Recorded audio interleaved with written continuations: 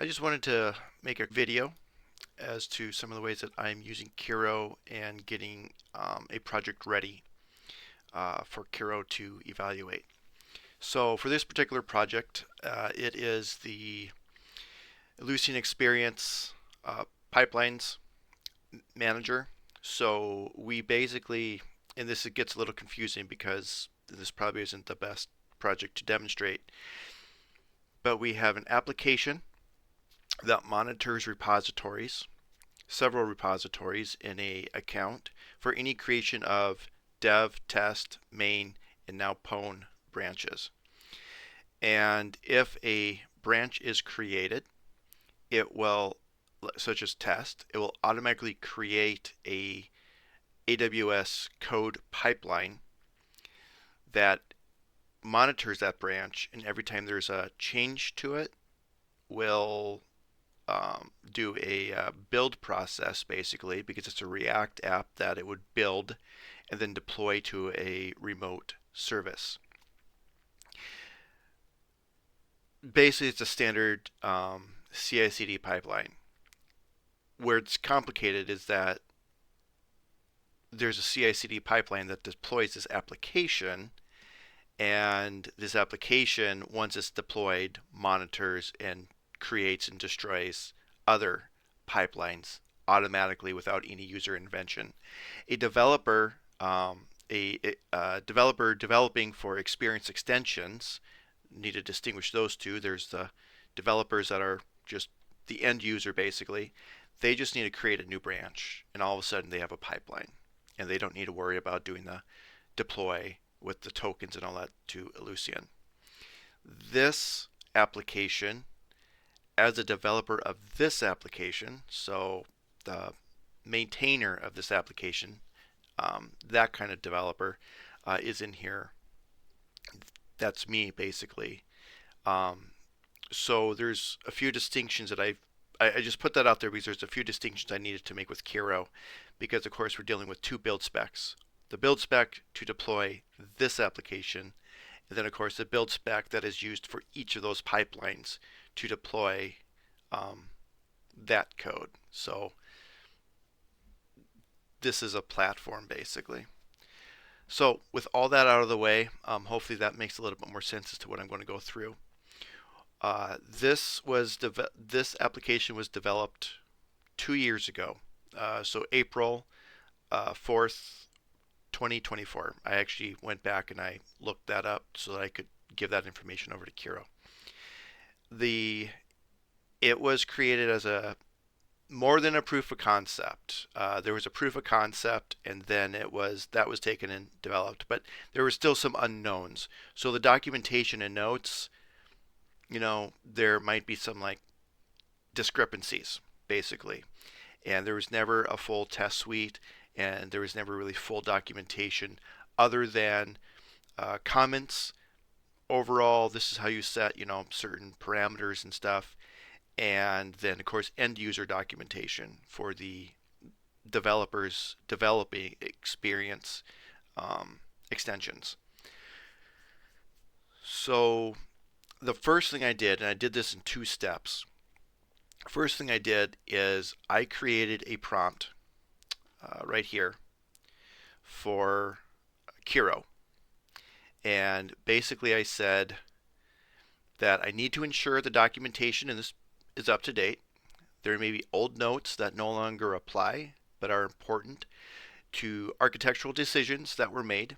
Anything that is out of date should be placed in an archives directory in the repository, because I didn't want to delete everything. First, we need to evaluate the documentation, all the MD files in the repository, and ensure they are up to date with what the application actually does. If you find inconsistencies, add them to the report, ask questions in the report, and I will respond with an answer, such as document X states that function does Y, but later it states Z. The code looks like it does W. What path should I take? So basically that's a question it should ask, something like that.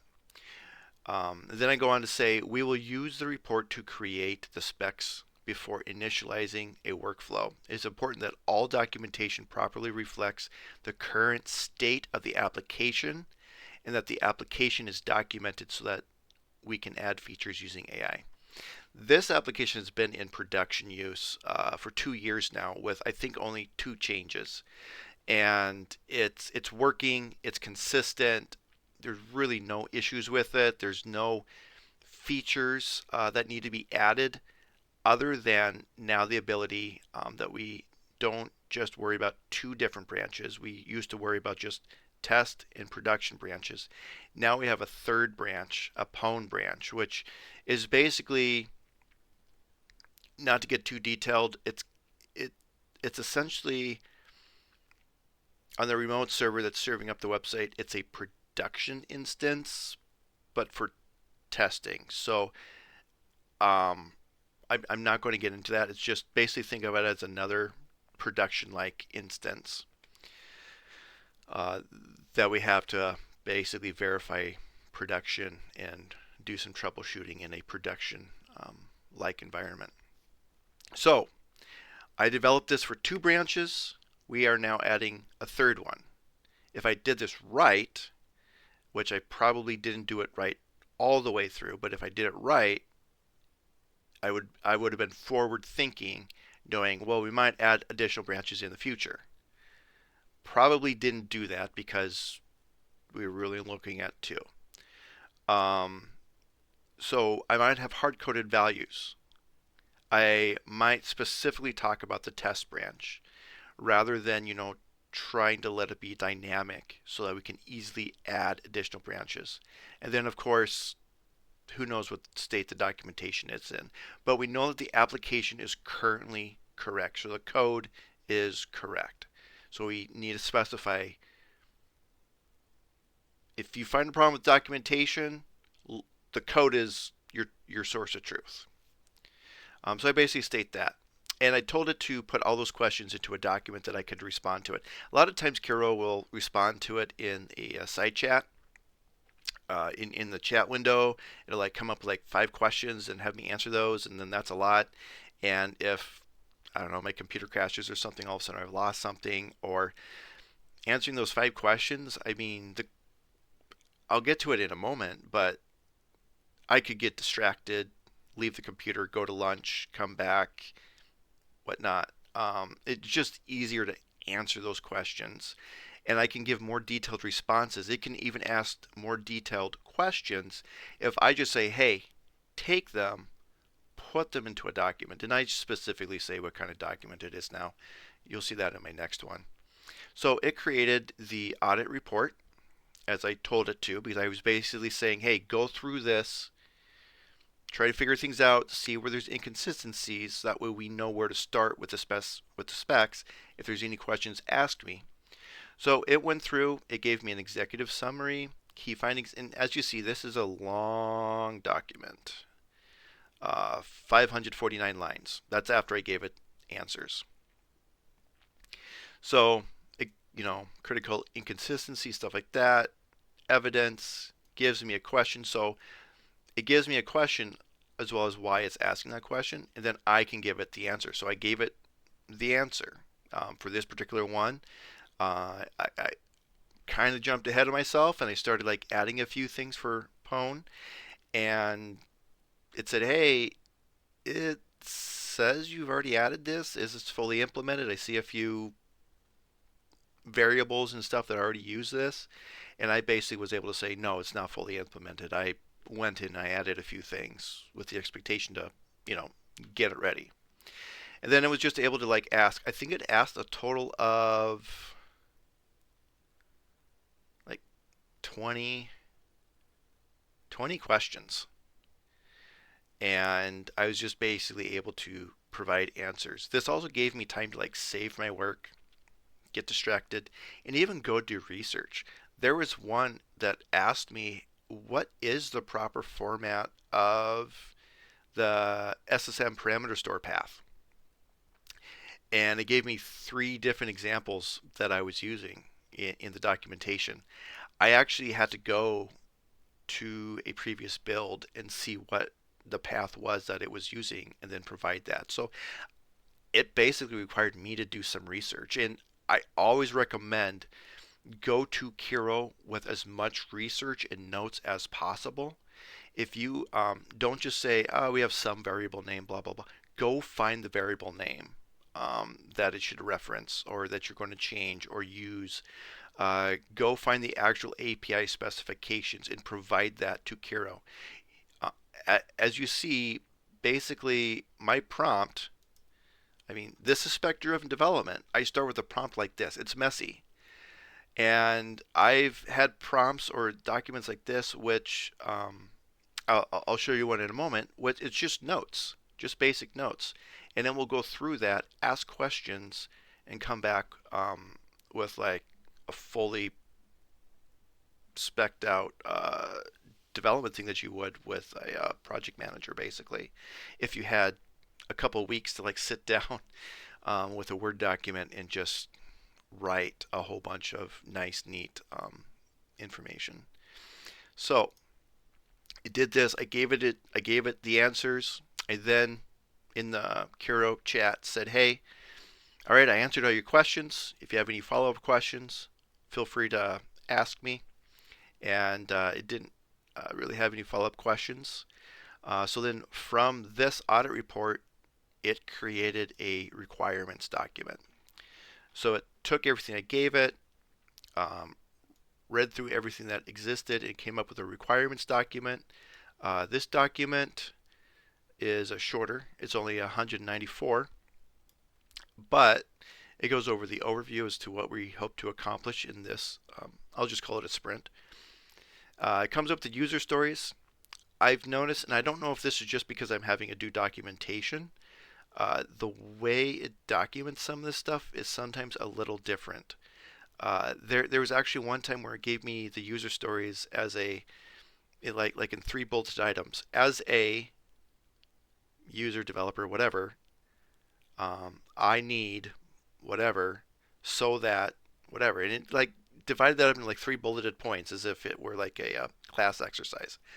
Here it's just doing it in one line, and it doing it a little different formatting than what it has done in the past. It kind of like changes a few times. I kind of like the previous way that it did that, and maybe you'll say I did another prompt. Maybe it did something different this time around.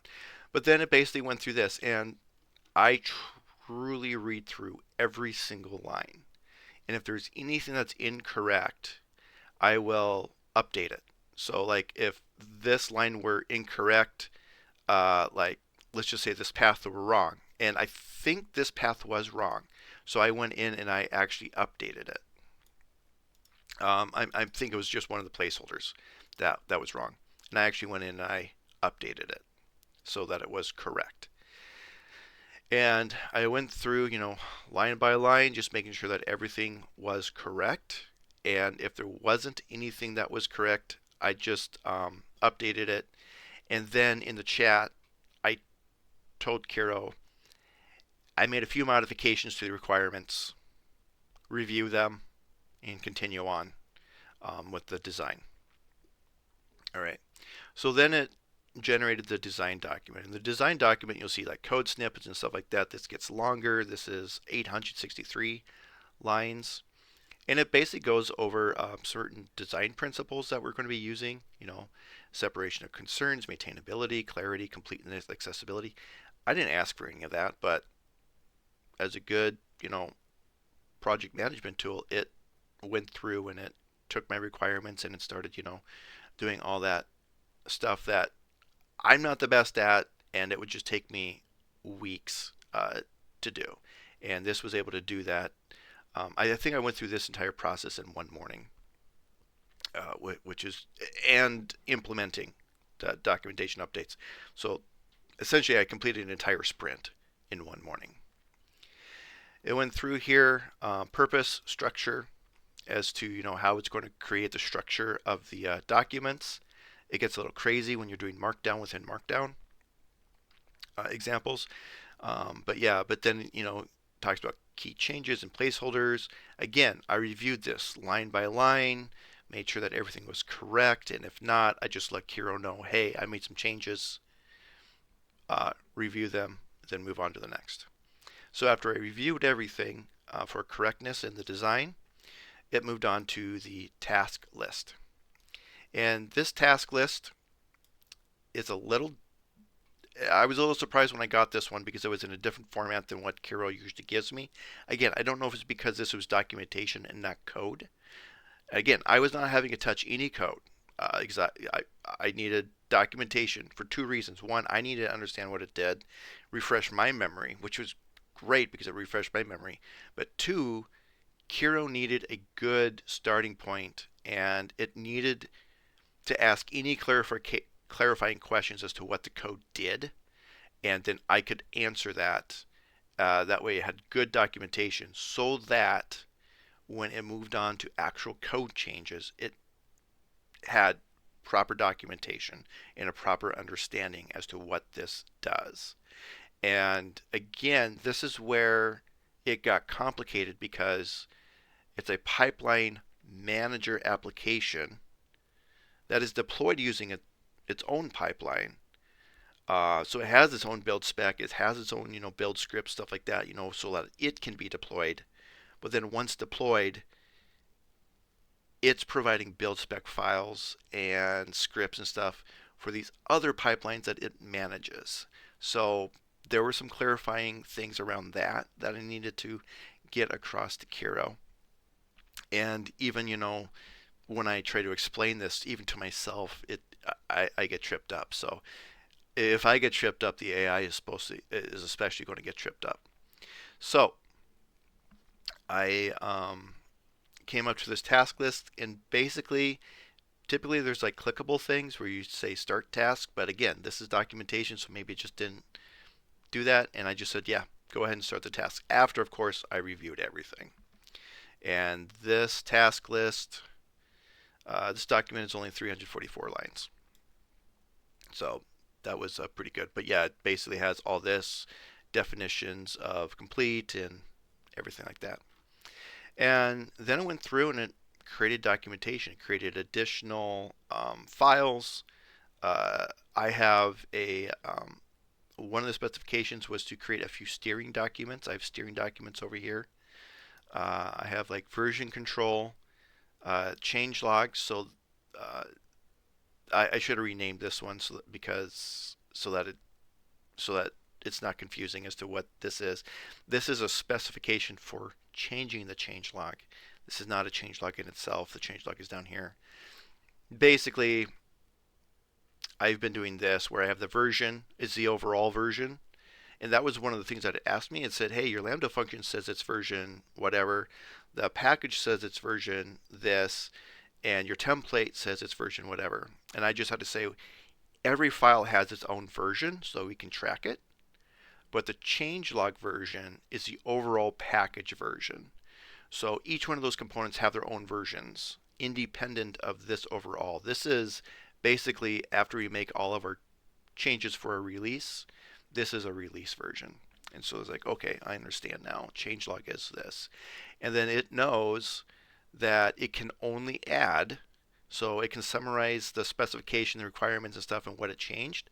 It knows it has a specific format dictated in this changelog steering document to bullet, sub-bullet, and kind of just like list things.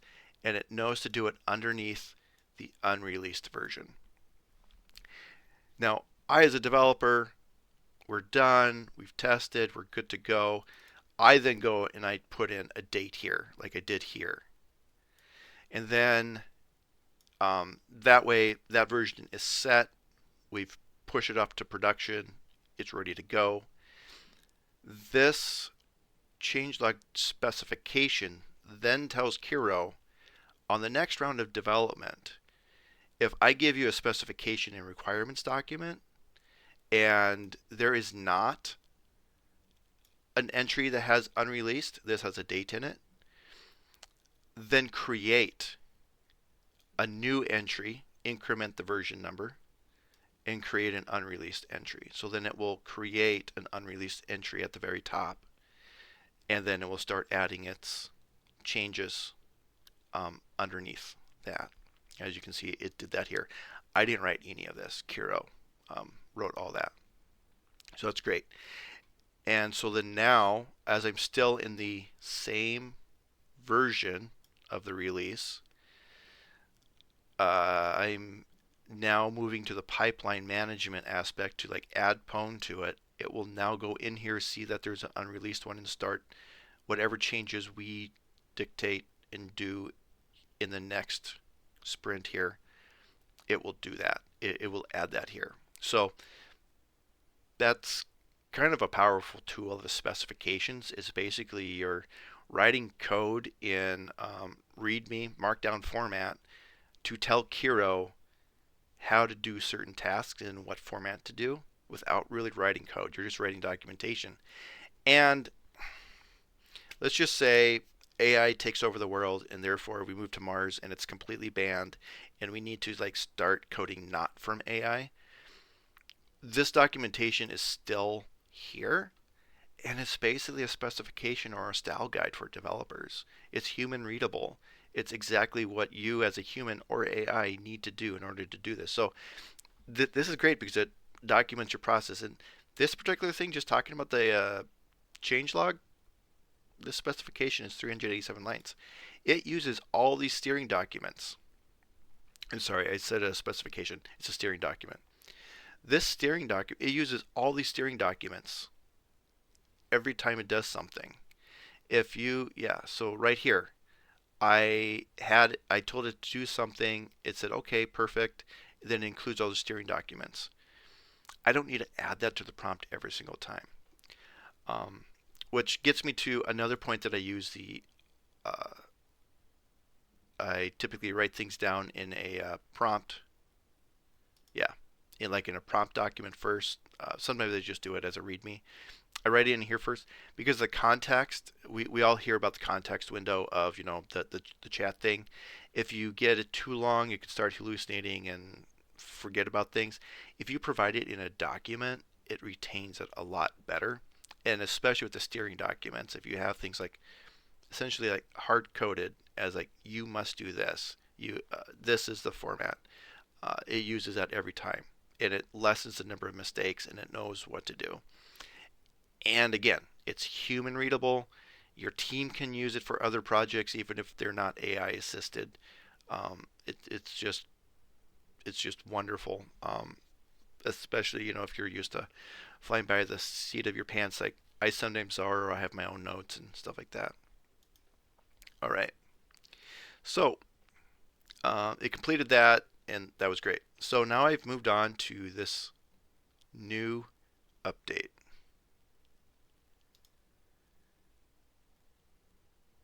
Huh, funny. Okay, so it followed just like a computer program. It followed my my steering documents perfectly. It looks like, what's the difference? There's a typo because these aren't the same length. Yeah, so I went ahead and, as I normally do, I created um, a directory, and I typically originally I just like created the specifications and stuff, and it just gave it names and stuff. I started having it so that I could like see what overall package version this was. I started putting the version number. So as you notice in the changelog, this is version 0.0.3. So I've started doing this so that I can do 0-0-3, knowing that that's that one. I'll release this version on the next version, .4. I'll create 0-0-4, and then whatever, that way I know. And then that also stores them chronologically, sorted that way. But typically I'll create the directory first, and then I'll add a README in it. And the README is my messy notes. I would in no way ever turn this in to an executive. This is just whatever. I'm um, I misspelled mocha as the chatting or as a testing framework. It's just a bunch of notes. They're not necessarily in any particular order or anything like this. This is just an outline, notes, messy stuff. It's in no coherent order or anything. I mean, I try a little bit, but I'm more focused on like making sure that certain requirements are in here. So this is a general, hey, we're going to write some code. This is what I need. The current code is correct and it works, and we cannot change any of that. All we need to do is make sure that we detect another branch and that we follow the same method of managing pipelines for that branch. It's key because we don't want to be changing anything that currently works. We're extending the number of pipelines we're managing. Because again, we basically thought of a binary system, or just test and prod, and now we're going to add a third one. So then at the very end, I say, if after review there are recommendations or questions that will require clarification from this team, please ask them in a spec questions and markdown file. So I gave it this specific file to use this time, and I will answer them there prior to starting the spec-driven workflow. So it did that, and I basically in the chat over here I said, hey, I created this document, review it, and start the process. I reviewed it. It asked me questions. So it asked me questions, asked me 10 questions for clarifications, and these are great questions. These are typically something that you give off to somebody who's going to like write the stuff up to you, and then they would come up with a question, come back to you with a list of questions, you'd answer, they'd go off. Day or two later, come back with more questions and stuff like that. Again, it's only 11:13 right now. I've been working on this since 9, doing pretty good. So it asks me questions, I give it answers, some clarifications. Sometimes, I'll give it the reasoning behind it. Giving it the reasoning behind a decision is sometimes helpful because it enables, I've noticed that it will include that in the documentation or even comments. We do this because such and such. And it will only know that because I don't just answer its questions. If I feel like there's a reason it needs to know, or that that's not obvious as to why we did it that way, but there's a reason why we did it that way, I'll put that in there because then it will actually put that into the documentation, comments, stuff like that as to why we didn't do it the obvious way. Sometimes though it says, hey, why don't you do it this way? And I'm like, yeah, go ahead and do it that way. It'll come up with suggestions. In my specification, I mentioned that we currently use Mocha and Chai for testing. And we really only use Mocha and Chai for testing because when I started out, the tutorials that I used, the books I read, the tutorials I followed, documentation, they used Mocha and Chai. However, as I've been working with Kiro, I've noticed that it likes Jest, and I looked it up to see, for Lambda development, what is the best? Because sometimes with Node development, especially, and I've done other Python projects with Kiro, but this particular project uses Node. I've noticed that Kiro kind of has its testing suites that it gravitates towards. So I did my research. Why does Kiro seem to gravitate towards Jest? And there are reasons. A lot of times, especially at the beginning when Lambda was new, and this kind of development was new on AWS, people who wrote the documentation, who wrote tutorials, just basically followed examples of how they deployed to other servers, other things. So Mocha and Chai were used for that. And that is what, of course, we all learned on.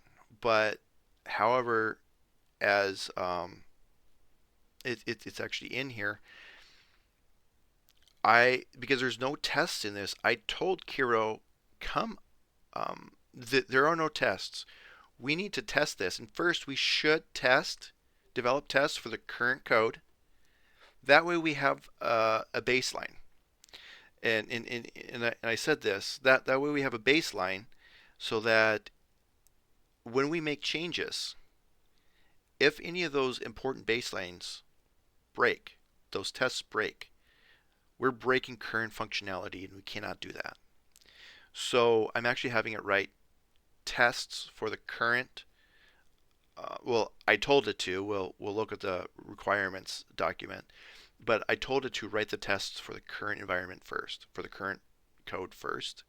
That way we can check to make sure that we're not breaking anything. And I also said our team's used to Mocha and Chai. I'm used to Mocha and Chai.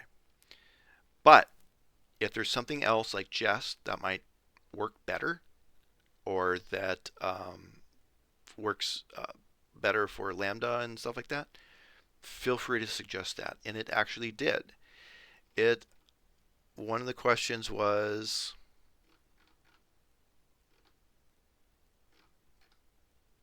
what testing framework and approach should we use? It gave me context. So you'll notice that this is a little different than the previous one. So it's like Kiro kind of gives you a different format every day, but it still is a pretty good format. It mentions that we use Mocha and Chai in the past, but other frameworks are acceptable.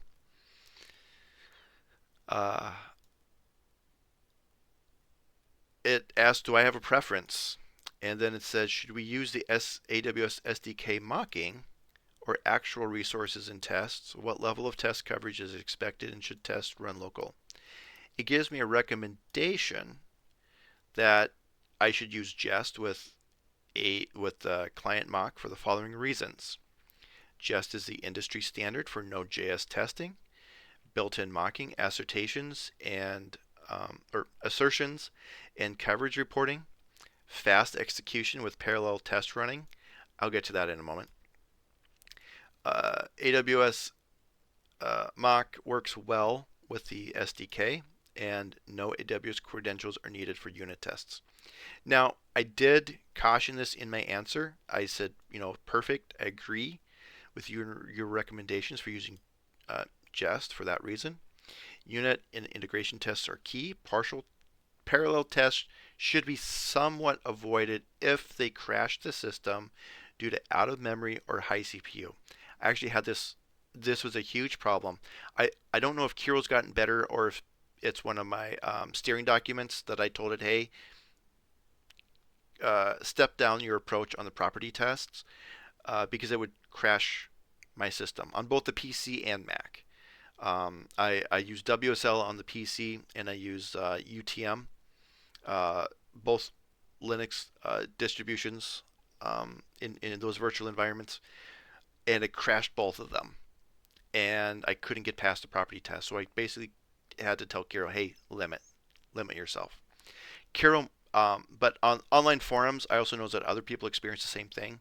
So I think Kiro has improved because I don't have that testing requirement as a steering document in here. But yet and in the previous one that I was working on, and it hasn't been an issue. But I did caution it.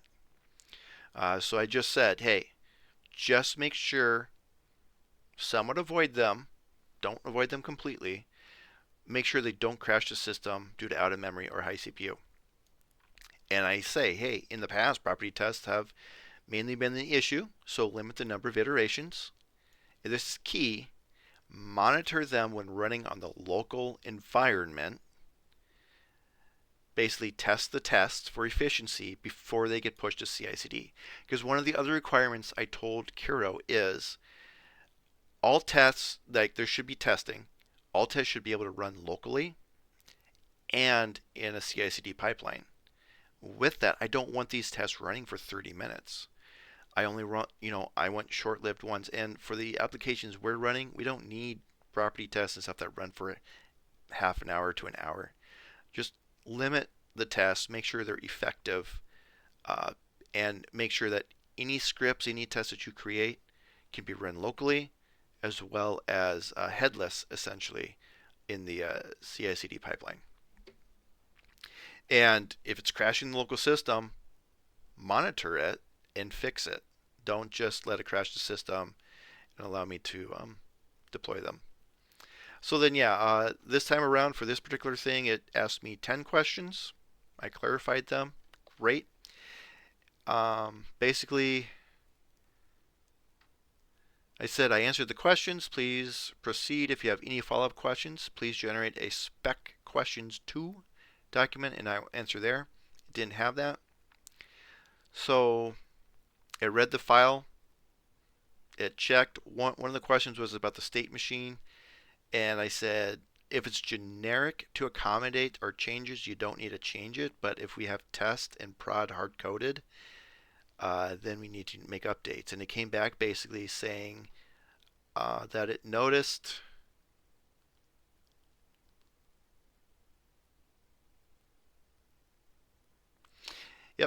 I noticed I have a complete understanding. The state machine is already generic. It uses the environment and branch variables from the input, so it doesn't have hard-coded logic. So that's great.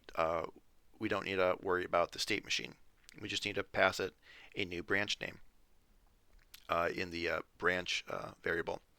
So then it went and it created the requirements document. And this is where it gets interesting, because I have the spec naming convention steering document, and I told it specifically how we're going to organize our specifications. Otherwise, it would just throw them in here with names. I wouldn't know which order I created them, which release they were for, and whatnot. So I told it, to create that. Because I typed, it will respect, if I created the directory first, it will respect that directory and it will put everything in there. The reason why I created a duplicate directory, getting back to this because I started talking about this 10 minutes ago, is because I misspelled management. So therefore it went out here, even though we were working in this one, it went out here because it's following what it was told to do. It followed it to the T, just like all good computer programs do. And it spelled management correctly this time, so now I have 2. So I'll just move this information up. So it created a requirements document. This is similar to before, but now because it's code, it's going to have more definitions. So it goes through, it talks about what the definitions are. Definitions are key, especially when we're talking about an application that manages pipelines and all that fun stuff. So what is the application pipeline manager?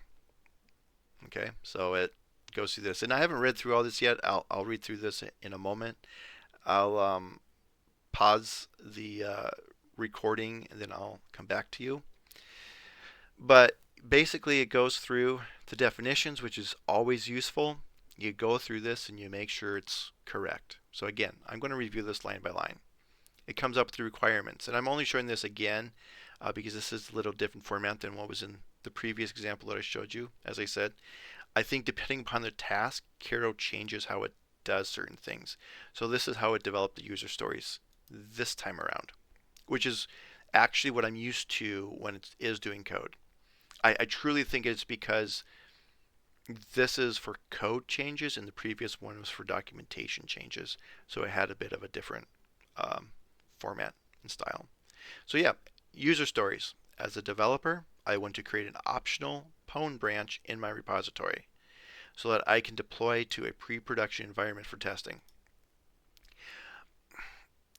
In the industry, pre-production Pwn is usually pre-production. It's like a beta and stuff like that.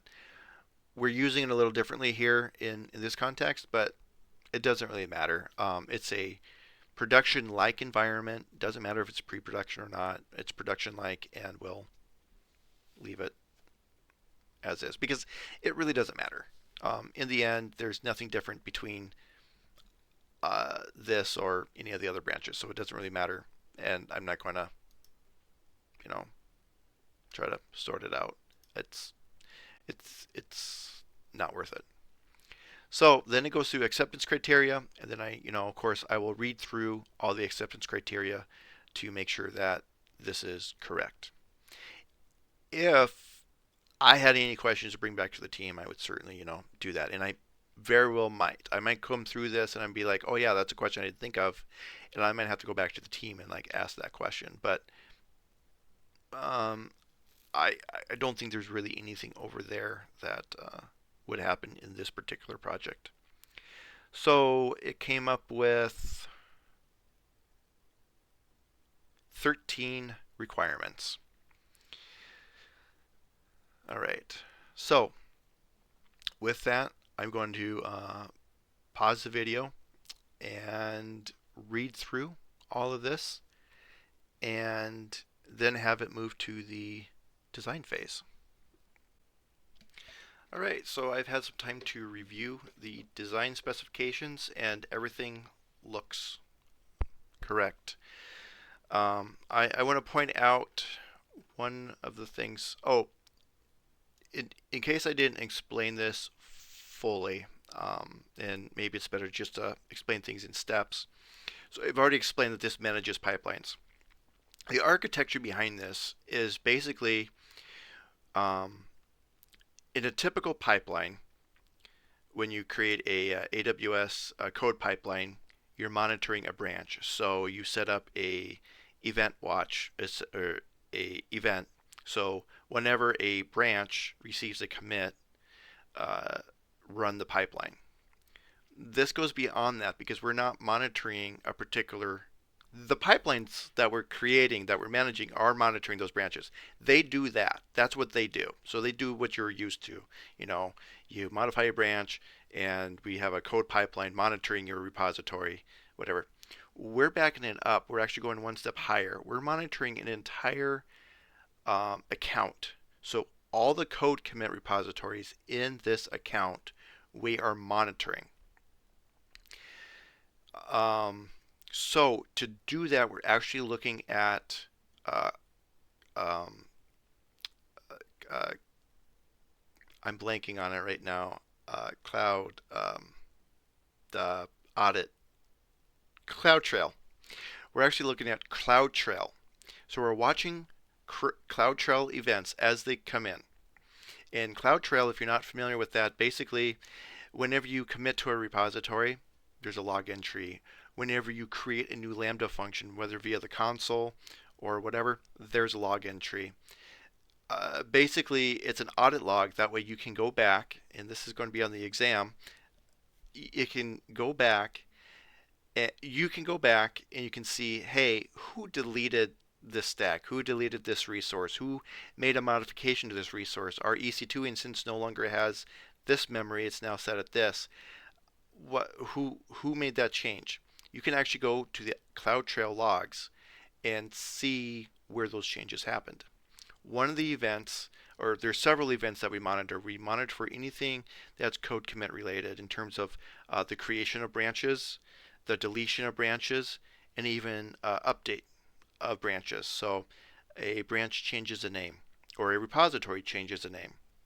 We need to destroy all pipelines that were created underneath that repository and then create all new ones. That way they have the proper name that reflect the repository.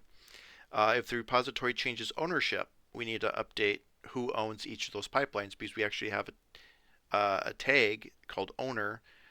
That way we know who owns each repository, and that gets propagated throughout all the pipelines.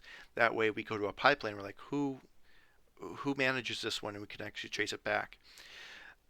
So how that all works is we're monitoring CloudTrail logs for specific code commit events. When an event comes along that matches that criteria, it's a create a repository, create branch, stuff like that. That event gets passed on to a Lambda function. That Lambda function then does some evaluation. It checks to see, okay, this repository, does it fall under our criteria for a repository that we're monitoring? In this particular case, we actually have a specific tag that is required of the repository. A developer, when they create a repository, they need to add it's called the watch tag in here, but it's basically Ellucian developer pipeline enabled. It's set to enabled. If if the Lambda function receives a create repository and checks that repository, and it's using the SDK API, and it sees that that tag exists and its value is enabled, then it continues on with the process of figuring out whether or not it should create pipelines for this repository.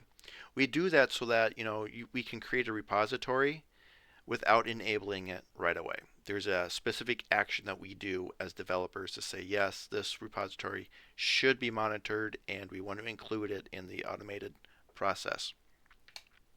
So it does that evaluation. It then goes out and takes an inventory. Hey, you're using the AWS SDK. So in kind of like real time, it goes out and it looks to see these are the pipelines that I'm going to create, because this has a dev branch, it has a test branch, and it has a main branch. So I'm going to create pipelines. And so I'm going to create a test and prod pipeline, but I only want to create them if they exist. So it goes out and it looks at all the pipelines, and then it sees, do these pipelines already exist? If they do, it doesn't create them. If it doesn't exist, then it creates them. Same thing if you delete a repository, or if you even disable a repository, or if you delete a branch. Like if you delete the test branch, it will run through the process. It will say, hey, okay, these are the branches I need, or these are the pipelines I need to destroy or make sure that they're enabled. So it'll go through it and it'll reconcile against the repository to make sure it has the pipelines that it needs. Once it compiles a list of all the creations and all the deletions and all the updates, it takes that and packages it as a event, essentially, that it then passes on to a state machine. And we actually use a step function to then perform logic based upon the inventory and the desired outcomes that the Lambda function chose. So it might say create these resources, delete these resources, meaning pipelines. The state machine, the step function, then takes that information, says, okay, I need to create these pipelines. So these are the steps I follow to create these pipelines. I create a AWS code pipeline with a code build. I create a event that monitors this repository's branch for any changes. That will be the event that triggers the pipeline, the this pipeline that I'm creating. And I want to notify the owner of that pipeline whenever this pipeline is triggered. So then it looks at the owner tag. Well, it received the owner tag, the notification email, because that's the other requirement we have when you create a branch, or when you create a repository, you need to have an owner tag with your email address. That's also used to determine who should receive notifications whenever this pipeline processes. So when the pipeline starts, it'll send you an email, or send the owner an email saying, hey, the pipeline started. And then at the conclusion, it'll say whether it's succeeded or not. That way, the owner can just, be in their terminal, do a git commit, git push to that branch, receive an email saying, okay, pipeline started, I received your commit, and then at the end, see whether or not it failed or succeeded. If it succeeded, then we should be able to go to our remote service and verify that the React app did, in fact, deploy. So the step function does all that. So all that is just basically a diagram. It's nice. You can actually walk through all the steps, and it's basically instead of using a CloudFormation template to create a pipeline, we're basically using a step function using the Cloud CDK essentially to create the pipeline. And step functions actually already have modules to create various components. So that's how things work. So Kiro already knows that, and going through the design document, I actually had nothing to add or update. It understood everything because of the documentation I already gave it, because of the specs, because of the steering documents, because of my prompts. It pretty much explained everything back to me very well, and everything that it should do, all the logic, if it's this. One thing I want to point out is requirement number 7, which is very cool because I specifically worried about this because we were focused on two things, which basically, if it's not this, it's this. Well, we can't do that anymore. So I basically said, make sure, because we have logic in there already, that if it's not test, then assume it's prod. And if it's not prod, assume it's test. We can't have that. If we're just determining if we're just determining whether it's test, prod, or now pwn, it's basically a switch statement. But we didn't need to do switch statements because it was just one or the other. However, there could be instances where, for like when you're talking about production environments, production type environments. So a production-like environment is typically pwn, but it also includes beta, staging, and production. Those are production-like. You want them to be in a production-like environment. The memory allocation that you would typically have with production, the CPU, the memory size, I already said that, but the storage size too, and maybe additional alarms and stuff like that. Maybe there's different things that you do in a production environment that you don't do in a test environment. So that's an environment type. Now that we have two test environment types, and again, pwn in this instance is a test environment. It's not just because if it's test, it's production, because if it's not test, it's production, because it could be pwn, and that doesn't mean that it's the production branch and stuff like that. So it needs to be able to distinguish. So we shall not assume that not test means prod, and we shall not assume that not prod means test. And when checking if a branch is a specific environment, it shall use explicit environment name comparison. So basically similar to a switch statement. So that is it. So I've reviewed this design, or I've reviewed the requirements, and I can now move on to the design phase. So I'll just say, yep, go ahead. And this is great. The user has approved the requirements. It's now going to move on to the design phase. And we'll see what it comes up with from there. I haven't reviewed the entire design document yet, but it's interesting because it went through and it reflected on the property tests, or the properties, and it went through and found duplicates and anything that's redundant and anything that it could combine. So it went through and it made that a little bit more efficient. Also, with the design phase, it goes over the current architecture, which crazily enough is exactly what I just went through when before I talked about the requirements document.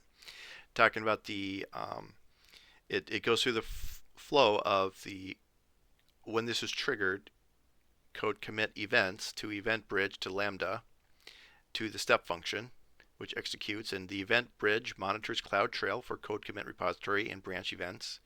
Lambda function evaluates events, inventories the resources, and determines required actions. And the step function executes the pipeline, create, update, delete operations. And then managed resources, so things that the step function manages are pipelines, CodeBuild projects, event bridge rules, and SNS topics. So it's right there at the very top. So it would have saved me a lot of explanation if I had that a little earlier, but that's great. Then it then goes through and it talks about the current architecture with the with some of these things here about what it's going to add.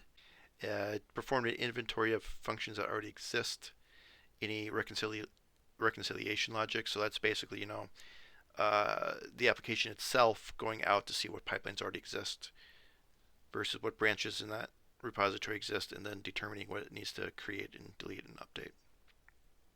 And then the testing infrastructure. So then it basically gives me code snippets and gives me a lot of information as to how it's going to implement this. So I will take, and this is a 624 lines, not too bad. A lot of it's code, so it shouldn't take me too long to go through. So I'll take some time and I will go through the design document before, see if I need to make any changes, and then we'll move on to implementation. Okay, I've been able to review the design document, and I am now ready to move to the implementation stage. So now it's going to create a task list for me. So after it looks over that, it's going to start creating the tasks markdown file. And earlier I moved everything into this one that it's managing, the directory. So with that, it's going to go through and process this. In terms of Kiro credits are listed down here. I've noticed that for a large project, I can typically use about 200 to 300 credits. The design phase, the specification phase, sometimes I can get by with about 30 to 40 credits, which if you're just using the free plan is basically what you get included with the free plan. So a lot of times you can get your design and specs done, but when you want to actually go through the task list and have it do those tasks for you, that you're not going to do that on a free plan. Just to let you know. I always just make all tasks required because what I'm doing typically will end up in production anyway, so I want to make all tasks required. So usually when it creates the task list, it'll create all the tasks, and then some things will be marked required or optional. I just go through and I just make them all required, because if you were trying to save your credits, you could certainly mark them. You could certainly keep them as optional, and then when your credits renew at the next month, you could go back to the task list, and then instead of optional, you could make those required, then have do them at that time if you needed to divide up between months, because it was a Kiro credit thing. But I haven't really found that I save a lot of credits. I basically want to make sure that tasks are taken care of. So it's still working. It's almost done. As you can see, the task list is pretty basic. So it was able to take the design and the requirements, go through everything, and come up with a complete task list. So this is what you would have, typically on a Kanban board. But there's really no use for a Kanban board in this. There's a lot of tasks here. Typically, I find the way that I do this, I don't over create. So I don't make too many requirements. I try to separate things out a little bit. I don't try to do everything all at once. So it is on me to decide, okay, essentially like a sprint. This is what we're going to accomplish here, and this is going to be the scope of this project. I do need to keep in mind future projects. So if there's things like, hey, don't hard code this because in the future we're going to do this, or don't worry about these scripts, that'll be another project. You can tell Kiro that. So you can kind of put in a scope of the project, but yet don't scope it down too much. That way you build yourself into a box. That's where all of a sudden you'll have a spec and you'll do some requirements, and then you'll add a new feature and you've got to redo a whole bunch. That's just typical software development lifecycle.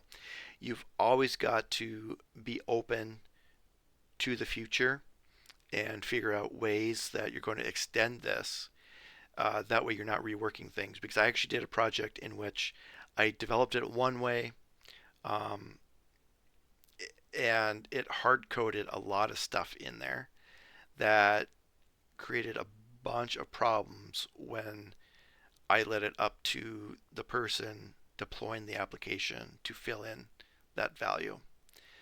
So just always think about the future. So it is helpful to maybe as a team or whatever, like scope out everything that you want to do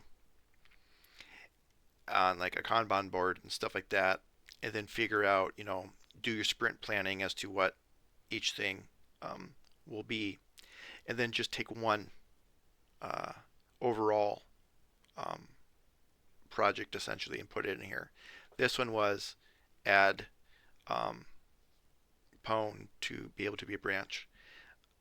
So, just add one feature at a time, basically, but yet don't box yourself in to create stuff that are then going to be hard to manage. So, basically, what I'm trying to get at is look at everything that you hope to accomplish within the next year or so in terms of like this project and sort them out, figure out how some of those will connect, how creating one, how finishing one project will lead to a better completion of the next one. That way, when you come to Kiro with your design requirements in the initial, prompt that's all messy in notes, you have that in there. That way, it doesn't build you into a box. That's what I'm saying. So it's still useful to sit down and do your research, think about the roadmap, essentially. That way, you have something to refer to because it's still up to you to create the initial spec, to answer the questions, to do the research, to give Kiro what it needs. It's up to you to review the um, requirements document, the design document, the tasks. It's also up to you to review the code and to make sure that all the tests perform correctly. That's all on you. And a lot of that stuff, creating it has been boring. Verifying it can be boring too, but it's essential because otherwise you're just going to get into the old vibe coding type thing. So you need to make sure that you're following, um, you know, the process. Having good steering documents helps a lot because then you don't need to rehash, go over, and it it works as a program within itself. So those are the recommendations that I give when using Kiro and spec-driven development. So there is a run all tasks. I don't like to do that for multiple reasons.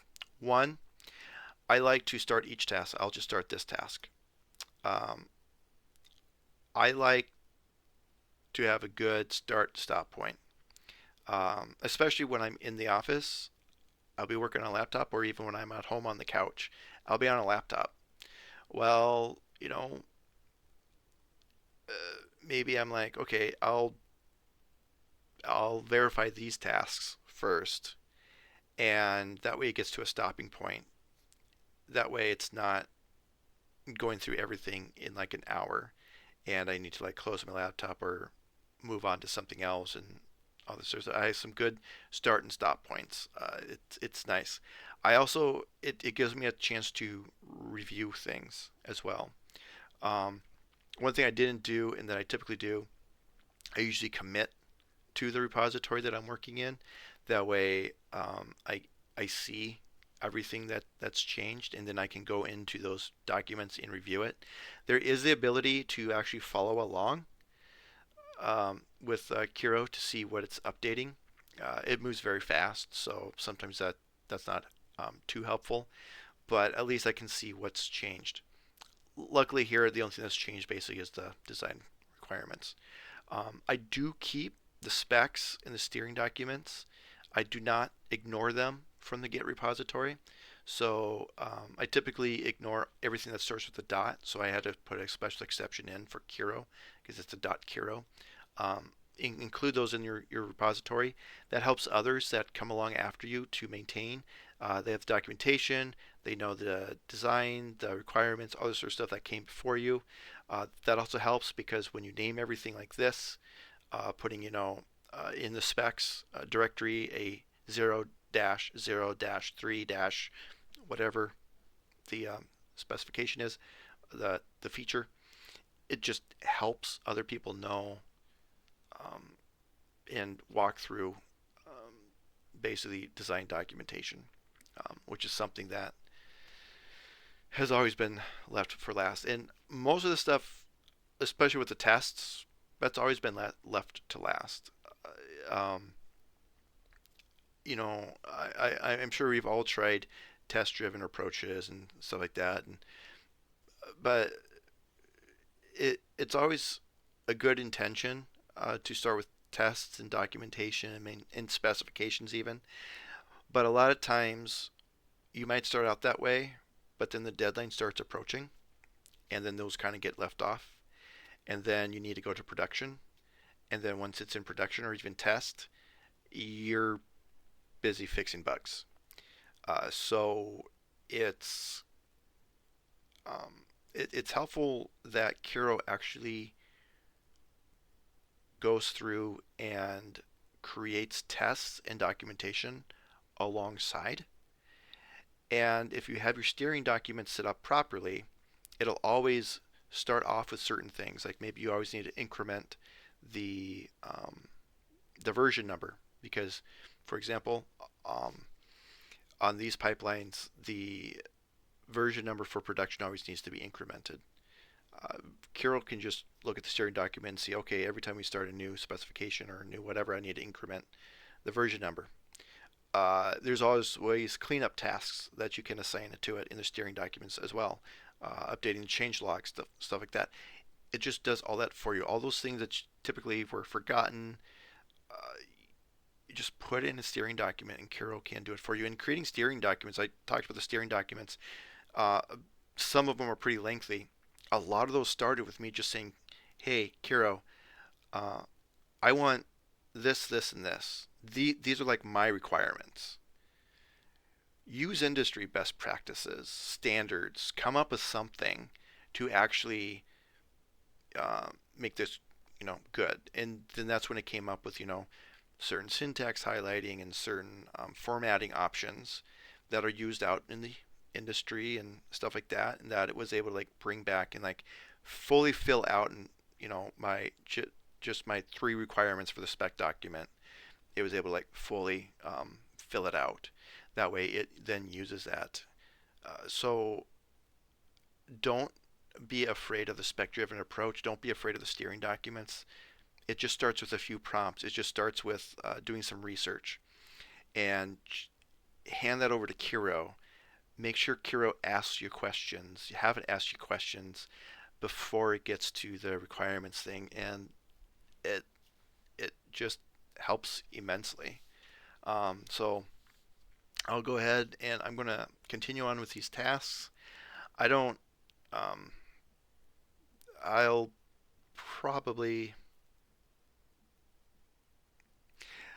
I'll go through the rest of these tasks and I'll see what it comes up with, and then I'll come back with basically a success or an update essentially. I feel like I've already given my closing thoughts, so we don't need to go over that again, but I'm sure we're all anticipating whether or not this worked. So I'll catch back up. So I just want to pop in here real quick. So I reached a checkpoint in which it is ensuring that all tests pass. And basically, I'm going through Kiro. One thing is, like all AI, they sometimes think out loud. So Kiro thinks out loud. It says, I see 7 failing tests. Let me check. It's going through. It's trying to like pinpoint what the issue is with one of the failing tests or with the 7 failing tests. And it's determined that there's some expected output in terms of what it's passing to a mock function it's getting back different data and stuff like that. But the reason why I want to point this out is because this is just like with a lot of AI. It's very, um, I don't want to use the term hyper, but it's very, um, it really wants to spring to action. And a lot of times you will see, as you're following along, and it's always important to follow along, say, oh, I see the issue, such. Now I understand the structure or whatever. Oh, wait, I see the issue, and it discovers, oh, it's a different issue. And then it'll come back and say, well, actually looking at the console output again, I noticed that, fetching, whatever. So it's just important to, sometimes you do need to jump into the chat and say, hey, you're going in the wrong direction. But overly eager is the term I want to use. Sometimes Kiro can be overly eager and just like, oh, it's this, it's this, it's this, and then just like ping around a little bit. Just kind of let it do its work, and typically it will get back on track. And this is much better, letting it do it rather than we all get we've all had the experience of getting stuck in an AI loop in which you have it do something and then it breaks something and it says, oh, I think the issue is this, and then you have it, okay, then fix that. So then it fixes that. Oh, something else is broken. Oh, actually, it looks like it was correct. 5 steps back. Just let it kind of figure things out. As you can see, I already completed check task 4, and the only files that I've updated are basically like a install. It's interesting. We'll have to make sure that that's in the gitignore. I don't know why it wouldn't be. But yeah, so it updated the classes, Jest configuration, package, and and a little bit of the build spec, probably just to add in the tests. So it hasn't really done anything other than the tests so far. So as I had mentioned earlier, I wanted it to do test first to test the current structure. So that's just another tidbit of information. Let Kiro work its way through. Uh, it's reasoning and logic. It's following your specs. It's following all this sort of stuff. It wants to try to get it correct. It's not going. It tries. It seems to try not to just, even though it jumps to conclusions, it seems to correct itself.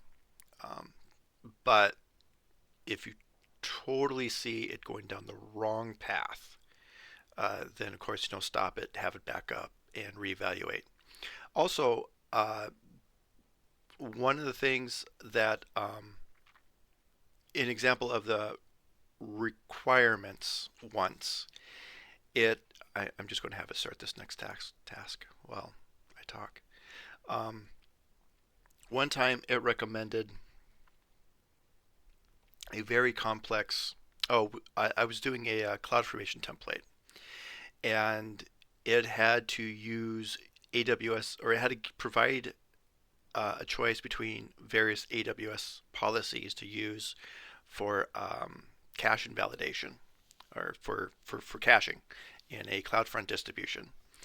And with that, you actually need to use the actual ID, which is like a hex token, long one, of these various things. You need to actually use that um, uh, in the CloudFormation spec for the CloudFront distribution for how it handles caches, which is just very odd and weird that AWS would do that, but it happens. And it had these long if structures.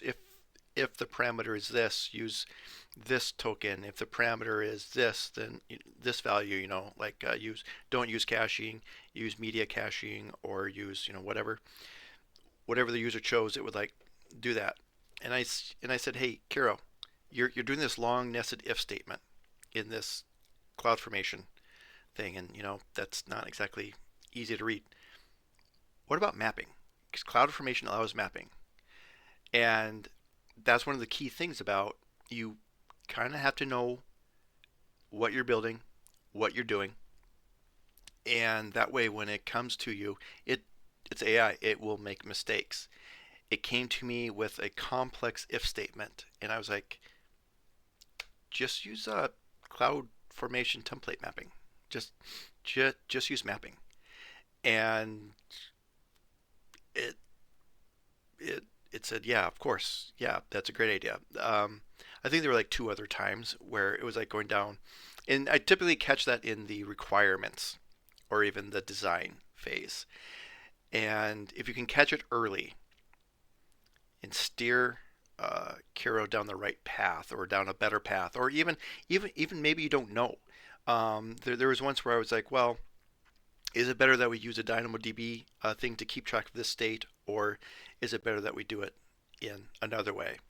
Uh, you know, can you evaluate and provide a recommendation? And basically, it gave me a recommendation that was a hybrid of what I thought was probably correct and what Kiro originally um, intended, but Kiro came back, with my response and with its own recommendation, and came up with something that was more efficient. That way, it wasn't inefficient. So just that that's one of the important things about following along and making sure that it is um, that the requirements and everything are correct, and don't be afraid to step in early, because just like any software development lifecycle, the earlier you catch something, the better it is. Okay, so it's still trying to make sure that the tests work. We're currently in task 5, which is update the reconciliation logic. So it's got the test and it's just making sure that everything works. It's in the unit test writing phase, and it's going through it. It's seeing that there's tests. It says good progress. I think it went from like 9 or so to one test failing, so that's progress. Um, I'm always worried about AI changing the code to adapt to the test, um, especially when you've already reviewed the code and you know the code is correct, and it's the test that needs to be fixed. I I haven't noticed that being the issue. Kind of like in the movie Office Space, where they fixed the glitch, um, where I'm blanking on his name. That one character was receiving a paycheck and he hadn't worked there for years, and they fixed the glitch not by firing him, but by not giving him a paycheck anymore. So I I don't like it when AI does that, and Kiro has not done that to me. It's typically accepted that the code is, after it's implemented code to what it believes is correct, it makes sure that the tests are correct too, following the requirements in the design guidelines. So as long as I was correct in all my assumptions there, it'll make sure that it's following the requirements document in the design document.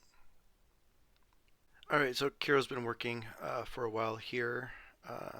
Not too long. I believe I started the tasks around 12:25. It's now 1:18. I had lunch and I even had a meeting in that time, and we're already on task 9 out of 12 tasks. One thing that I want to point out is, I don't know if this is just something I missed before, if this is something new. I knew that you could kind of follow along using this little icon, or at least see the changes as things came up in the chat. And there used to be like a little follow. Oh, yeah, right here. It says follow. With each task, it actually has where you can view the changes and you can view the execution. The execution is basically the chat window. So you'll see the execute task chat window for this, where it goes through everything and lets you know what you're doing, and then it gives you a summary of results. So you can view the execution for this particular task. This is task 7. But then you can also view the changes. And if you click on view changes, it'll talk about execution changes, that it updated 2 files. And it just basically gives you the standard diff as to what the difference is.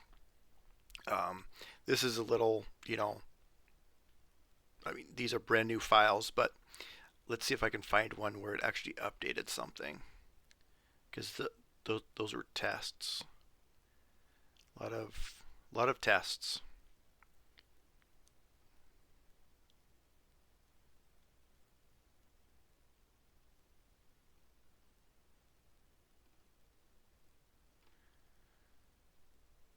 Okay, update get build notification to include pwn build update. So I'm going to go into view changes.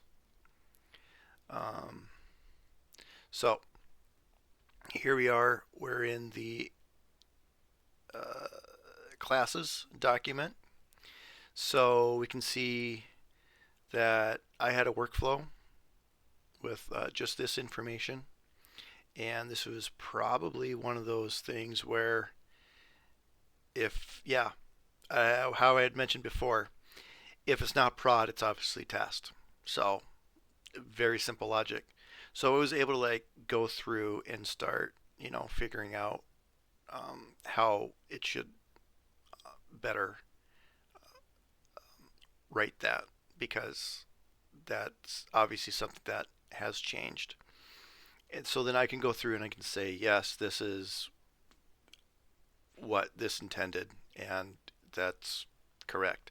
So I can do the code review as it's working, which is nice. Obviously, these things are expanding because we're doing a few things differently. So, yep. And I've checked all this, and everything is good. So we're working with one of these tasks down here. It's just doing a whole bunch of tests, and we'll continue on. All right, so the tests that it was running for task 9, one of the tasks for writing the property test failed. And so now it's going to ask me, what do you want me to do? So it says that it's completed 6 tests, but 2 of them are failing, and it explains why they're failing.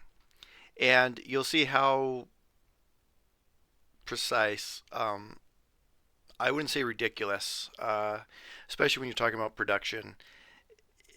I mean, on the surface, we are developing an application that is used by developers. And we assume they don't have any malicious intent. We assume they're not going to do any typos, but typos do happen. You copy paste, stuff happens. And this particular one with the property tests, it just basically iterates and throws a whole bunch of garbage at the functions and stuff to try to make them break. I mean, it's a classic attack vector. Just throw a bunch of garbage and see what breaks. It's a brute force tactic. So a counterexample it had was with a exclamation point a at a.aa used for a email address, as well as another one. So it was like, well, let's enhance the email validation. So what do you want me to do? Do you want me to fix the validation, or do you want me to fix the failures? Do you want me to come back to this later? I'm just going to say fix the failures. So again, that's one of those things where I like to review what's happening so that I can be there and respond to these questions. So it's going to go fix the failure by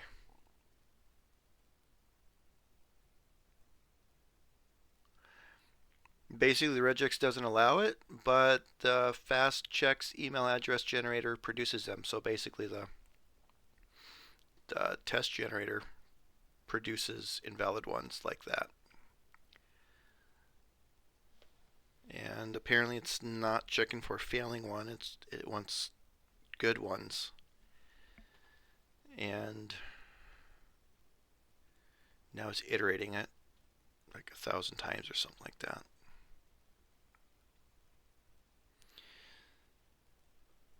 But yeah, when the chat fails, I can chat with Kiro to fix, and then we can get past this. Alright, so it fixed the test. It actually also discovered that the property tests were taking way too long. I don't know why I put that in there, but it basically came up and said, hey, by the way, I noticed that the property tests are running a little long, what do you want me to do? And basically, it already gave me this option. I didn't have to type this in. Reduce the number of examples and rerun the test so that it runs faster. So then it refactored its test code and reran everything, and everything ran faster.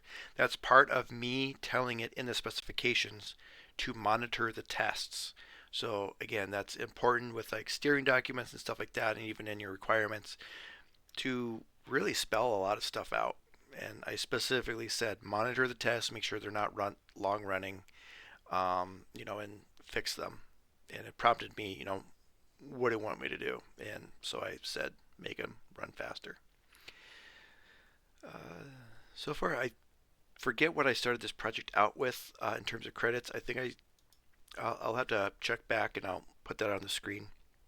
But right now I'm at currently this month I've used 338, which is kind of sad because it's only February 4th. But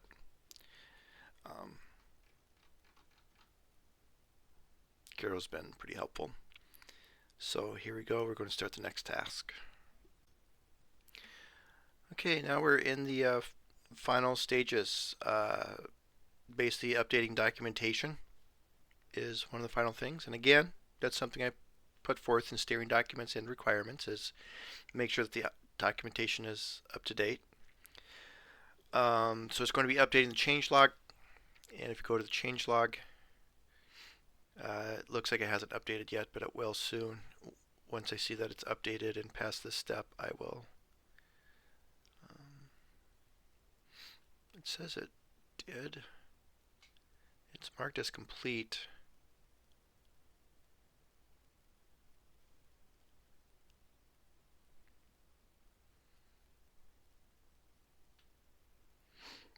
I mean, it says it did.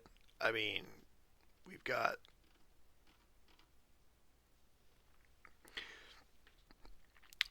typically for a changelog that's for public use, I wouldn't have it included, which is another thing too. In my steering documents, I specifically say go ahead and add more to the changelog. It is up to the developer to then go in before the final release and make any updates and changes, and don't modify anything that's already there. So that's another thing it's upon me as a developer to like go in when I'm ready for a release to, if I want to compact this a little bit, I could do that. I mean, I could highlight this, put it into ChatGPT or even back into Kiro and say, hey, let's summarize this. This is a little long. And I can do it that way. So, there's some human, AI-assisted human hand editing, but I'm going in there and I'm saying, it's a bit too long. And then it's up to me to update the date here. But again, I mean, all this is generated for me. I just basically go back and review. I've basically become a reviewer, an architect and a reviewer. I mean, that's basically what it is. You're an architect. You're designing the system. You give it all the specifications. You give it the blueprints. It comes back with any clarifying questions, whatnot. You're overseeing the project. So I guess at that point you're a supervisor or senior developer even. And then you just look at the end result to make sure that it meets your vision, your specifications. So it looks like this task is complete. And now we just have the final checkpoint. So we're going to ensure that all tests pass, and then it's going to ask me if any questions arise. And nothing has really arisen at this point, but we can see the changelog's been updated, the README's been updated. If I wanted to see the changes, of course, let's go see what it did for the README.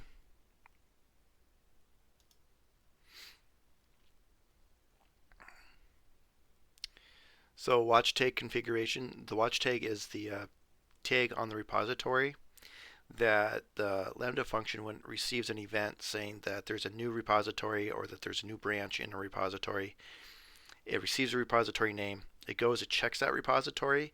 It ensures that it has a tag. Tagging is something that I've been using as an extra form of validation. It extends basically what's not available via IAM policies. IAM policies basically allow a resource to have access to another resource. A lot of times you can do configurations, and I heavily use that in my programs. That way we don't need to heavily document. Everything is kind of done in real time, and we don't need a separate database. If you need to see whether or not a pipeline exists, rather than marking everything in a database and keeping a database list up to date, I just have an API call using the AWS SDK, go out and check the actual resource using the AWS API. That's one of the great things. You don't need a separate database to keep track of everything to make sure that's in sync with what's actually out there. Your application can not rely on an out-of-date database, but actually look at real things in real time. So tags helps. Tagging helps. So like if something says, yeah, this is managed by the pipeline, or this should not be managed by the pipeline, then the pipeline can respect that. So it updated this information here. It added more information here, and I can certainly review that. And I mean, so far everything looks good. And we're done. It is 1:36, so I'd have to say from this morning. Now, of course, I've still got to go out and I've got to verify everything.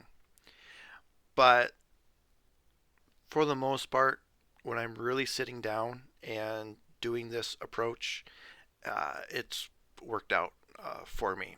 But I'll still go verify. It actually gave me manual tests to perform. It actually even gave me AWS commands, like run this AWS CLI command that creates a code commit repository with these tags with no branches, and see what happens. And so I can run that, and I can run another one that creates a branch, and then and it'll give me a list of things. This is what you should see. You should see that it executes. You should see that it creates this pipeline and whatnot.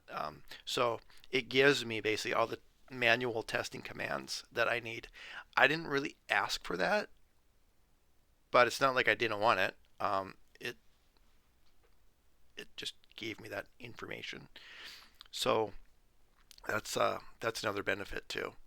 I'll go ahead and I'll verify that. But basically, from this morning around 9, I'd already done the documentation update yesterday. So this morning, starting around 9, I started going over the requirements and the spec questions. And now it's 1:37. And of course, I had breaks, I had lunch, and I had a meeting. And I've pretty much already implemented a new feature that might have been a very daunting task in the past. So I'm going to go ahead and verify the results with some manual testing and report back. I should also add that it gave me a task summary here, and one of the things here, it's just a complete summary. Other than the documentation, which I took care of yesterday, there were no tests. There were no tests for this. In that time that I just specified, I now have a project that's been updated, and it has 90 tests, all passing, so all 5 test suites passing. All the tests execute in 5 seconds, which is well under the 60-second limit that I didn't really give it, but I said it should be a short amount of time, and it was able to do that. Or maybe I did say 60 seconds. And then it gives me the test coverage, which is just awesome. The main Lambda function is 84% statements are covered, 72% of the branches are covered, and 93% of the functions are covered. So overall, 74%, 67%, and 84%, which is, again, I started from nothing, and now I have complete tests. So as long as I can verify that everything's working, I now have an application that's better. Okay, so I haven't done the manual verification yet. I'm just still checking over the code and going over everything. I noticed why the node modules and the package lock were not excluded, because I, for some reason, did not have a gitignore file, so I added that. And while I was thinking about the gitignore and the fact that we don't want to put anything that is automatically generated into the repository, such as test results, because those are automatically generated. We don't need those in the repository. Those are generated every time the test runs, and they would change every single time, which means you're adding a whole bunch of files to your commit that you really don't need. So I'm going to ignore that. I just haven't done that yet. But I also, with that, as well as the test directory, which is inside the source, because it makes sense, because there's the package.json and you want to get your tests with your source code. I don't want the tests as well as the coverage information to be deployed to my Lambda function. Right now, everything within the source folder is going to be deployed to my Lambda function. And so then when I go in via the console, which you really shouldn't be making changes via the console, but when I go in there to inspect the code, if it's too big, because it bundled all this stuff in there, it's not going to let me inspect the code. Inspecting the code via the console is helpful in case you just need to, while you're in a test instance, add a console log without having to redeploy stuff, or even checking to see if, hey, I thought I made a change to this file, but I don't see it being changed here. Can I go and make sure that the code that's showing up in the console is the code that I expect to have been deployed? So it is helpful. Also, when you keep that package that's uploaded to Lambda small, that also reduces your cold start time.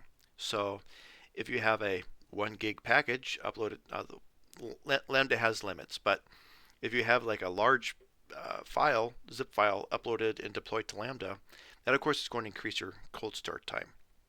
So you want to keep your Lambda packages as small as possible. You only want to include your code. You don't want to include test results. You don't want to include tests, because those are not running in the function. You need to include them in your repository. The tests will run during the build process, but then after the build process is complete, you want to get those tests out of there. You, of course, keep them in the repository, but you already have a copy in the CodeBuild. But then what you package up, you want to be sure to exclude the tests as well as any coverage files.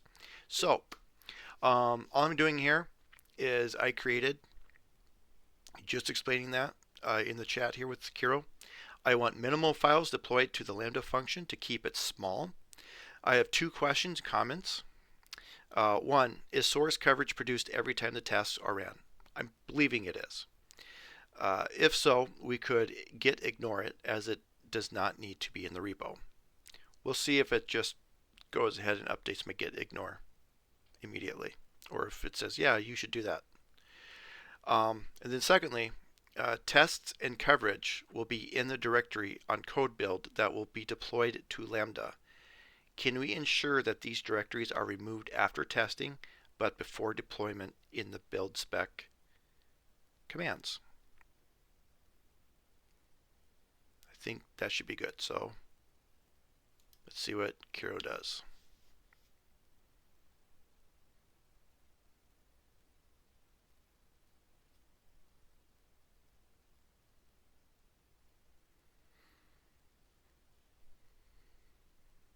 Okay, so it added coverage directory to gitignore. Good. And it's going to clean up the test files before packaging. Awesome.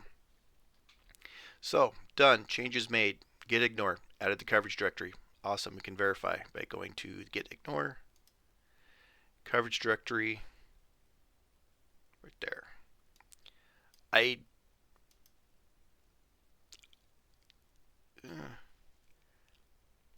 mean, node modules, I don't specifically list source. Coverage, things like that kind of scare me sometimes, when it just like, it doesn't care where coverage is in the structure. I specifically want source, or actually it's application infrastructure source coverage to be get ignored. I can't imagine I'm going to have it anywhere else. I'm just going to explicitly say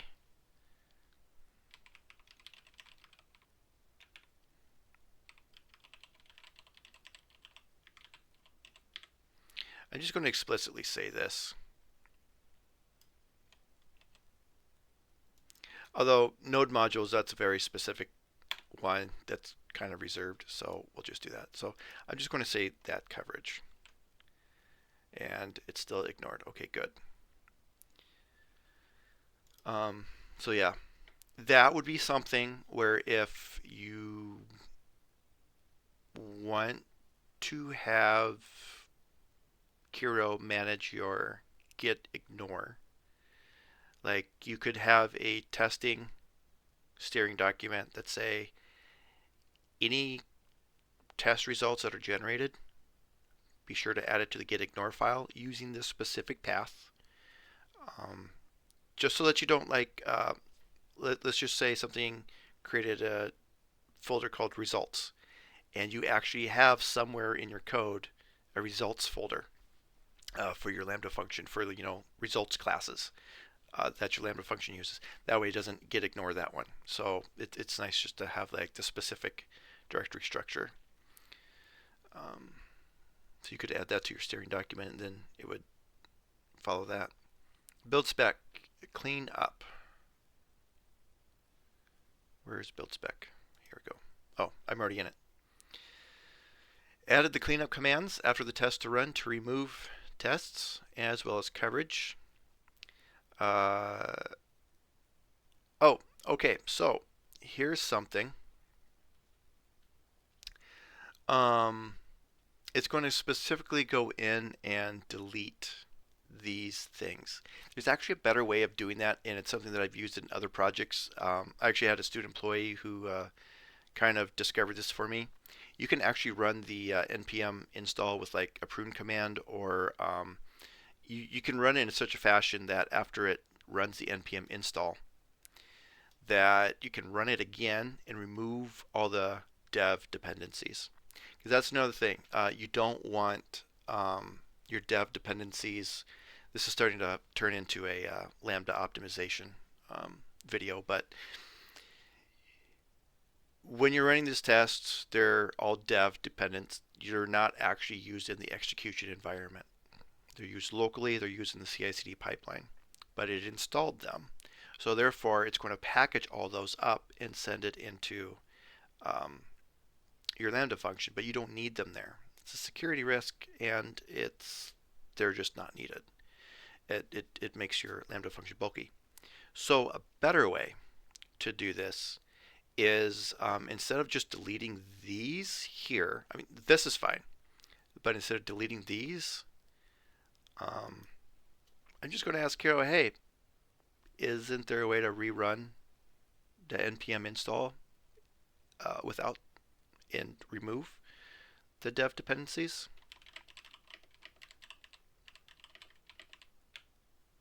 I'm just going to say great, acknowledge the test and coverage.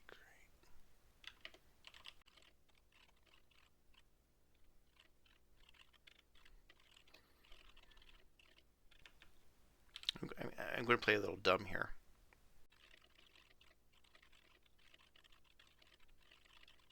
And what I tacked on there is awesome. So I basically said, great, removing the test and coverage. I'll say directories, and then I'll make it proper grammar, are awesome. However, for the node modules, isn't there an npm command that can rerun the install without dev dependencies? That way we don't need to keep track manually. Because one of the problems is that if we just go in here and we just manually, not really manually because it's a CI/CD pipeline, but if we manually list these, well, we add another dev dependency. Now all of a sudden we've got to remove that one. We've got to not only are we going to this package.json and we're updating it here, but we're now also having to go to the build spec and remembering to remove it.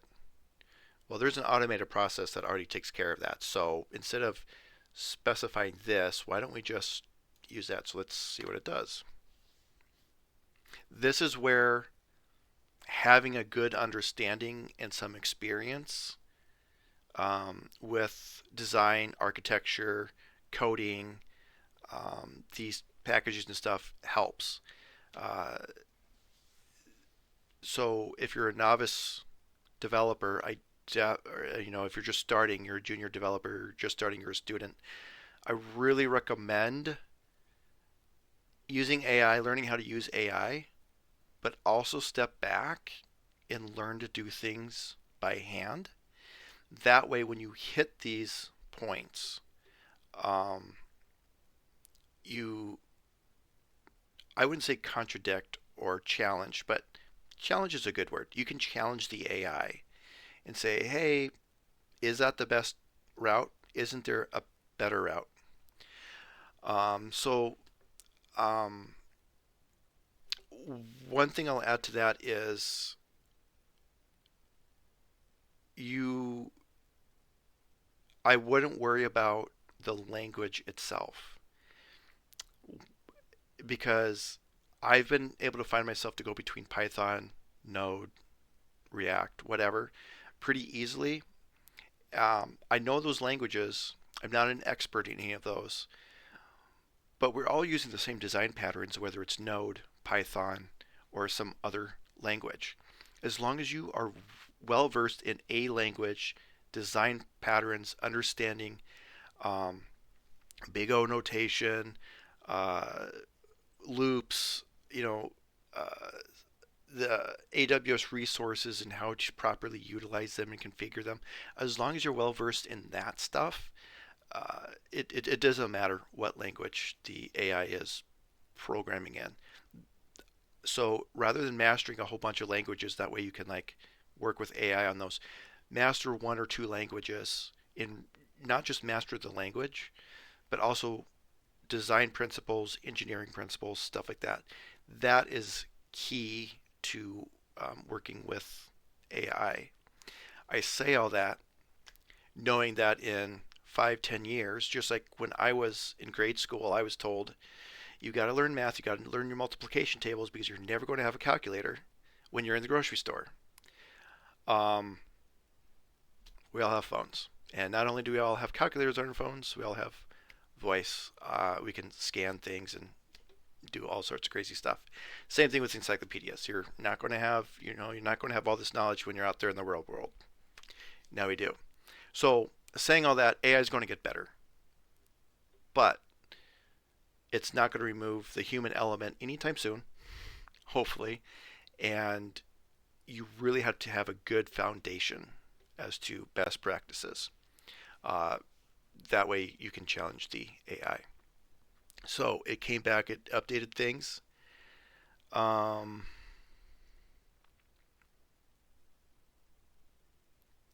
so it's basically doing a clean install here by removing the test, removing the coverage. Then it removes the node modules folder, which as a developer, if you've ever fouled up your workstation um, and you've got some weird packages that you don't need anymore, delete the node modules folder and then just do a clean install.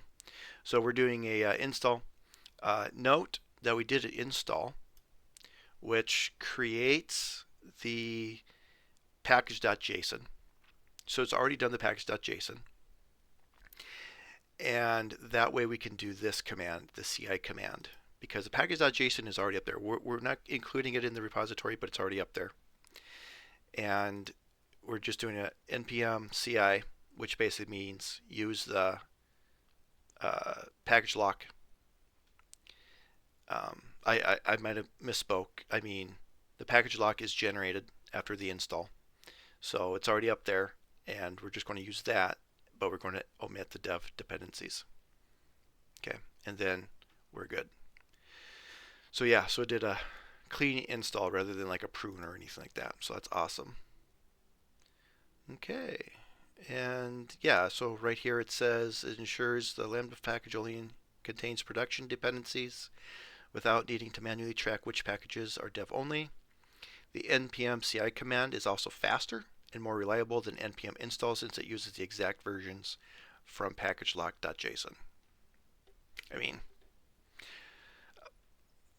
just in case a package updated in the millisecond that it deployed the previous one.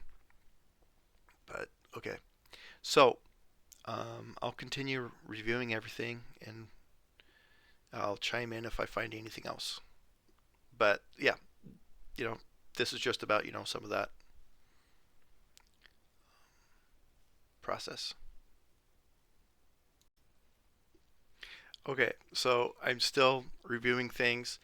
I decided to make a few changes, not to what Kiro did. So far, everything that I've showed you, Kiro has done great. The only thing I added is there's certain things that I do specifically in my projects. Since this did not install any packages, any npm packages before, but it is now, I typically like to add caching to it. That way it's not always going out to the npm servers to get everything. If I do a build and then a few minutes later or an hour or two later I do another build, it still has all those packages that I downloaded cached. I've actually found out that in some of my deployments that actually reduces by several minutes. So that helps. So I added caching, which not only did I do it for npm, I also did it for Python. Because I do have a few Python scripts that run. They don't currently use any additional libraries that aren't already included, but in the future, it's just nice just to have all my projects using the same thing. As long as something isn't redundant or extra overhead, it's just nice just to include it in all my projects. That way I don't need to worry about it. So I basically did that. I did make a small change here. Right now, the CodeBuild environment in this project probably doesn't have the Node environment set. If a Node environment is not set to production, it'll just automatically install the dev packages. About a year or so ago, I started making sure that my CodeBuild environments do have the Node environment variable set to production. That way, non-production dependencies are included. Of course, it's going to break testing and stuff like that, but I'd rather fail safe than fail open. So to get past the fact that Node environment is set to production in CodeBuild, I have this where it's an npm install include dev. That way it overrides the fact that it's production and it installs them, and then it runs a test. So this is all the same except I added that flag and certain comments that are the same amongst everything. I left this the same, which is just fine. Another thing that I do with my projects is that I add the npm audit. Now, you don't want to force things when you're developing locally in your repository. I mean, you can if you know what you're doing, but we're trying to do a deployment, and whatever we do to force fix something isn't going to be going back to the repository. So it's already got vulnerabilities or whatever you want to call it. I don't know, minor or critical. So you're going to fail it. So let's just try forcing updates and then see if it passes the audit check. And if it does, great. If it fails in production or even in test, then you didn't really lose anything because you're either going to, the options were a failed build because the audit failed, or force updates and it fails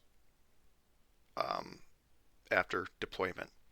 Granted, hopefully you're deploying things to test before production, so then you can see that it fails in test. So that's just something else that I typically add to my build spec files. And then the only other thing was just to add the cache. you've got to specify this. You also need to enable caching in your code commit pipeline CodeBuild project. It may or may not be enabled. I can always address that at some other point, but at least the code is here so that when I do update that process, it's here. Now, I made those changes. Should not break anything that Kiro did. But one thing about making manual changes with Kiro is because of the tests, it wants to make sure that things adhere to what you wanted precisely. It will look at comments or logs. So like if you do a console log, it might create a debug console log and within your function, and then it will check to make sure that that gave the expected results. So if you do any manual code changes, you could break tests. Not think any manual code changes to the build spec file is going to break any tests, but let's just make sure.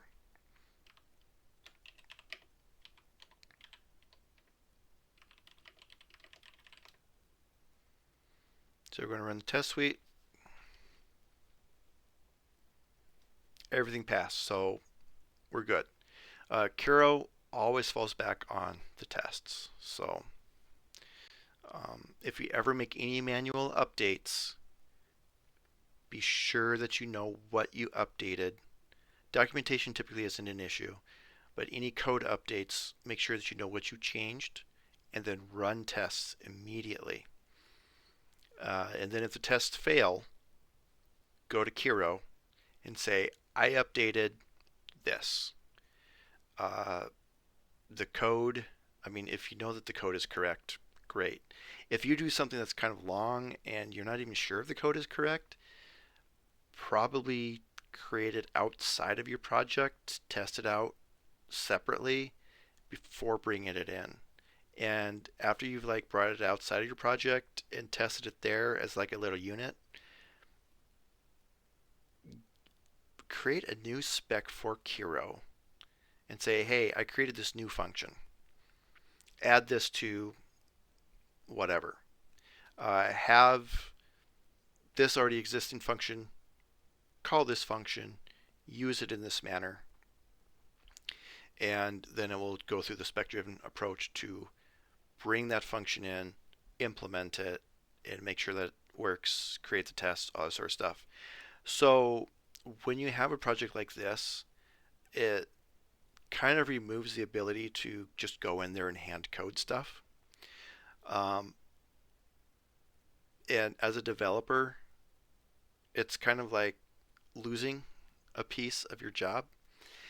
If there is something where you can just go in and you can just hand code a small function or something like that, do it separately and then bring it in as a spec, basically. And then Kiro can then help you implement it, create the proper documentation, and create the proper tests. So you can do the fun stuff on the side, bring it in, and Kiro will do the boring stuff of implementing, creating the test, and documentation. Now, as I've said probably 5 times already, I'm going to go and continue reviewing. Okay, so I deployed it and it went through the process. As it went through the process, I was checking the build, the code build process where it actually goes through the build spec.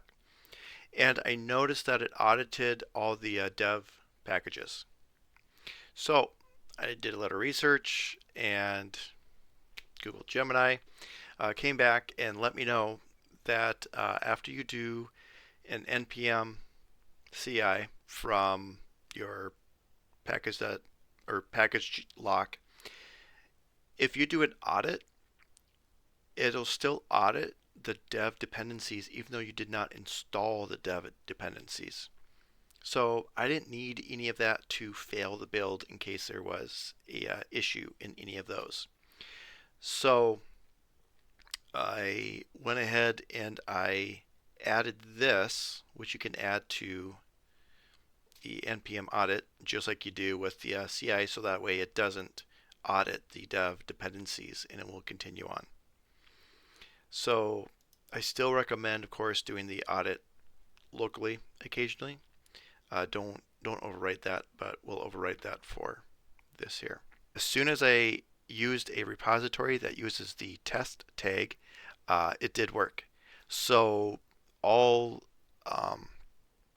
so I basically have a few other verification checks to do, but for all intents and purposes, I was able to go from no tests and very little documentation to a completely documented um, application with that's fully tested, as well as update and add a new feature. And I was able to get that done in, I mean, basically less than 2 work days. So I consider that a success.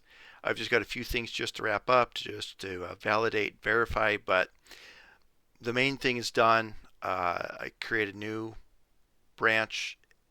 It creates a new pipeline. It detects it, creates a new pipeline specifically for that, and I'll just consider it a win. So I hope you found this video informative.